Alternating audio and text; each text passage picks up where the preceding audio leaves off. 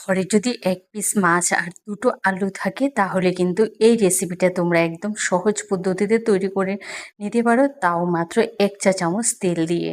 কিভাবে তৈরি করছি শুরু থেকে শেষ পর্যন্ত আমার সাথেই থাকো। ছোট্ট ভিডিও, আর যারা আমার চ্যানেলে নতুন আছো প্লিজ চ্যানেলটা সাবস্ক্রাইব করে পাশে থাকা বেল আইকনে ক্লিক করে দিও। এখানে 1 চা চামচ দিয়েছি তেল, তারপরে দিয়েছি ভাজা পেঁয়াজ। এই পেঁয়াজটা আমার ভাজা ছিল তাই এখানে দিয়েছি।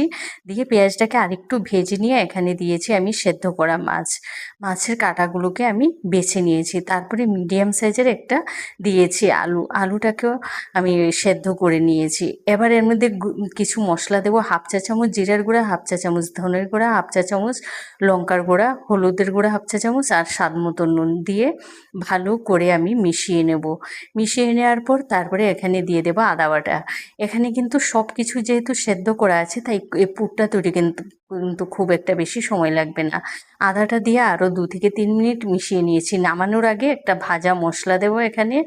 গোটা জিরা, ধনে, তারপরে শুকনো লঙ্কা আর এলাচ, লবঙ্গ, দারচিনি একসাথে শুকনো কলায় ভিজে পাউডার করে নিয়ে 1 চা চামচ দিয়েছি ওই মশলার পাউডারটা দিয়ে। তারপর পুরটাকে একপাশে রেখে দিয়েছি। এখানে নিয়েছি আমি ওটস আর নিয়েছি চিড়া। এখানে চিড়াটাকে কিন্তু আমি ধুবো না, চিড়াটাকে একটু ভালো করে আমি মুছে নিয়েছি যাতে চিড়াটার মধ্যে কোনো ধুলোবালি না থাকে, মানে একটা চালনির সাহায্যে চেলে নিয়েছি। তারপরে মিক্সার বাটিতে দিয়ে এর ওটস আর চিড়াটাকে পাউডার করে নিয়েছি। তারপরে এখানে দিয়েছি আটা। আটাটা এই কারণে দিয়েছি একটা বাইন্ডিংয়ের জন্য, না হয় না আটাটা না দিলে কিন্তু বাইন্ডিংটা তৈরি হবে না। তারপরে নুন দিয়েছি আর দিয়েছি জল। এবার একটা সফট ডো তৈরি করে নেব। ডোটা কিন্তু একটু নরম করে তৈরি করে নিতে হবে, তো অল্প অল্প জল দিয়ে ডোটা আমি তৈরি করে নেব। তো দেখো ডোটা কিন্তু একদম পারফেক্টভাবে তৈরি হয়ে গেছে। এবার একটা বেলুন চাকির মধ্যে নিয়ে আবারও একটু হাত দিয়ে ভালো করে মেখে নিয়েছি। মেখে নেওয়ার পর এবার এভাবে পিস পিস করে আমি কেটে নিয়েছি। কেটে নেওয়ার পর তারপরে এগুলোকে একপাশে রেখে আমি বেলে নিয়েছি। বেলে নেওয়ার পর এখানে দেখো ওই যে চিকেনের যে মাছের যে পুরটা তৈরি করে দিয়েছি সেই পুরটা দিয়ে একটা ফোল্ড করে আমি না চারপাশটা একটু একটা পিৎজা কাটা দিয়ে রাউন্ড করে কেটে নিয়েছি। তো আরেকটা আমি বেলে দেখাচ্ছি।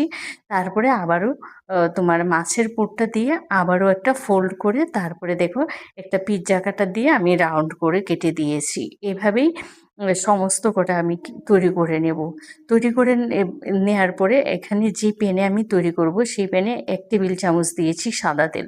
ওইটুকুন তেলেই কিন্তু আমি সব কটা তৈরি করে নেব। তো এখানে আমি 5 পিস তৈরি করে নিয়েছি। তো একে একে সব কটাকে দিয়ে তারপরে মিডিয়াম টু লো হিটে আমি কিন্তু এগুলোকে ভেজে নেব। তো তোমরা দেখতে পাচ্ছ একদম নামমাত্র তেলেই কিন্তু এগুলোকে আমি ভেজে নিচ্ছি। ভেজে নেওয়ার পরে আর কিছুই না, শুধু উল্টে পাল্টে আমার ভেজে নিতে হবে। তো এটা যদি তোমরা ডোবা তেলে করতে চাও তাহলে কিন্তু অনেকটাই তেল দিয়ে করতে লাগবে। তাই আমি আজকে একদম স্বাস্থ্যসম্মতভাবে তোমাদের সাথে তৈরি করে দেখাবো। একদম সফট হয়েছে আর খেতেও কিন্তু দুর্দান্ত হয়েছে। তাই ঘরে যদি 1 পিস মাছ থাকে তোমরা কিন্তু একদম সহজ পদ্ধতিতে এটা তৈরি করে নিতে পারো। আর কেউ যদি নিরামিষ খেতে চাও সেক্ষেত্রে মাছের জায়গায় শুধু আলু দিয়ে বা পনির দিয়েও তৈরি করতে পারো, আর পেঁয়াজটা না দিলেই হবে। তোমরা ভালো থেকো, সুস্থ থেকো, আবারও দেখা হবে নতুন ভিডিও নিয়ে। আজকের মতো টাটা।